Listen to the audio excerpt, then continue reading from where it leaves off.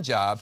Mr. Trump's statement would be understood to state that Miss Clifford, that's Stormy Daniels' real name, was fabricating the crime and the existence of the assailant, both of which are prohibited under New York law, as well as the law of numerous other states.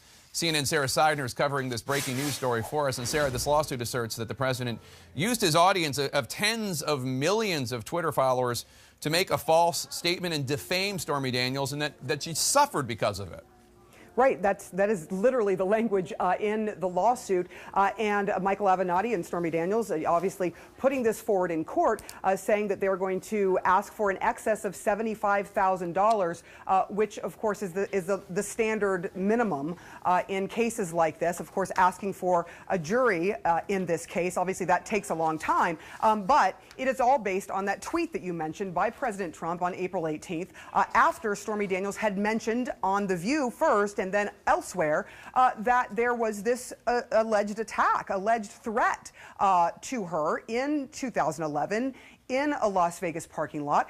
She gave this sketch. She went to a sketch artist. Her and Michael Avenatti had a sketch artist. She said she was trying to recall all the details of what the person looked like. She had also said in an interview to 60 Minutes that she would never forget that face. A man, she said, approached her. This is a picture or a rendition of that man. And she said, look, you know, this is what happened. I was too afraid to go to the police. She never went to the police. Donald Trump then reacting and basically calling it all a con job and fake news, and her attorney saying, look, that's defamation, and that should be pointed out. Also, he talks a little bit about the case in here as well, of what happened in 2011 and the fact that the story ended up in Touch magazine. Jake? And Sarah, there's new information in this lawsuit about how the alleged Trump affair ended up in Touch magazine, that it was her ex-husband who leaked out the news of this alleged affair without her permission. Right. I mean, that's what it states in this lawsuit at the urging of Miss Clifford's ex-husband, who approached the magazine without her permission. We have learned from two different sources that indeed that is not exactly how it went down. In fact, it was her manager that was peddling the story to In Touch magazine, according to people familiar with the information and the incident. And there you're seeing the cover of the In Touch magazine article. Not only did she talk to a reporter who we have also talked to and interviewed, but she took a lie detector test as well, and the people that we were speaking with who have knowledge of how this all went down told us that indeed it was Miss Daniels' own manager who was putting this story forth to In Touch magazine, and Miss Daniels herself had said that she was going to be paid $15,000 for it when she did her 60 Minutes interview. She was never paid that money, though. They did not publish the interview because they were threatened with a lawsuit by Michael Cohen.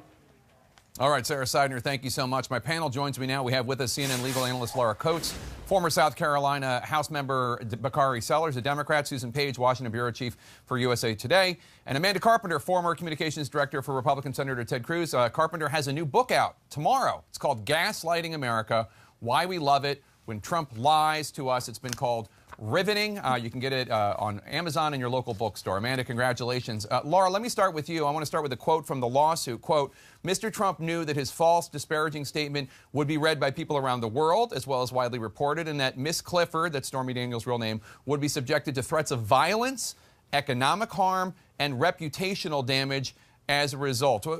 What do you think of that case? Is that legitimate? Is that credible to you? Well, the reason they framed it the way they did is because they essentially outlined for you what the standard would be to show that this was actually defamation. But it's still a very uphill battle, Jake. You have to take a lot of different nuances, tie them together, and try to build a case. What do I mean by that? Well, number one, you have to assume that it was inferred. They're talking about her. I think we can cross that off the list. They know that it's actually about Stephanie Clifford. The other issue here, however, is whether it's an opinion or whether it's fact. If it's pure opinion, then courts are not inclined to look at this as defamatory. If it can be proven as true or false, they're much more inclined to say this is a stronger case. But remember, there is actually a defamation case you can compare this to, Jake. Summers Ervos, where he called them liars. All women who accused him of sexual impropriety as liars. Here, you have a little bit more of a convoluted interpretation, but still, it's a strong enough case that I think a court will look at that and combine with New York and Summers Ervos and say, we've got a problem, Mr. President. And Laura, sticking with you in the legal matter here, the other lawsuit involving Stormy Daniels is now on hold. This one was now filed in the Southern District of New York. Is there any significance to that? I think the court is showing you here there's going to be overlap between what's happening with Michael Cohen and his case following the raid of his home, his office, and his hotel room, and what happened in California in the NDA case, but whether it's valid or not. A court does not want to waste its judicial economy and say, I want to have all the other matters up for grabs and not be able to actually get a response. The court wants to wait until they know that Cohen will be able to testify, will give productive and fruitful conversations. And if you can't do that, if a delay is more appropriate to get that, so be it. You're seeing that here. Susan Page, we have a lot to talk about today, and later in the show we'll be talking about immigration, the border, North Korea, and much more. But we're leading the show because this lawsuit is breaking, and it's President Trump once again. He didn't need to send that tweet, but once again he sends out that tweet. He has a defamation lawsuit. He's stepping on his own message about the stuff he wants to talk about in his presidency. Yeah, that's absolutely right. And it seems to me that the president doesn't have so much a legal peril with this lawsuit. For one thing, they're going to have to meet the standard of actual malice because she is a public figure. That's the same standard that protects journalists sometimes in our reporting against suits like this. But there is a political peril here. It keeps front and center these allegations about him and a porn star after the other lawsuit, the lawsuit against Michael Cohen, had been gotten a delay for 90 days. So in that way, it swamps other things that the White House would prefer to talk about on an issue that is damaging to the president. And Amanda, the president had remained silent for a long time about Stormy Daniels, but he sent that tweet. Now there's a lawsuit. Isn't this the argument for the president showing more discipline and perhaps having people around him who can tell him to stop tweeting? Well, sure, absolutely. But the president can't stop himself. The gaslighting continues. All of these situations with the president have to do with the secrets that he has kept and the lies that have been told to keep them. These women have come out and said, this happened to me. In the case, there's payments that were made. You know, the press found out about this first. That's the reason it came out. And yet the president and his allies expected these women to keep up the lie. And then they went to the public and said, this is what happened. They turn around and say, you're the liar. This is the gaslighting that the president continues to engage in on any number of topics. He can't stop doing it. That's why I wrote a book all about it, because once you understand the method to his madness, you will be able to predict his every move again and again. And Bakari, the president seemed to admit last week that Michael Cohen represented him in the Stormy Daniels case. Take a listen. Well, as a percentage of my overall legal work, a tiny, tiny little fraction. But Michael would represent me and represent me on some things. He represents me like with this crazy Stormy Daniels deal.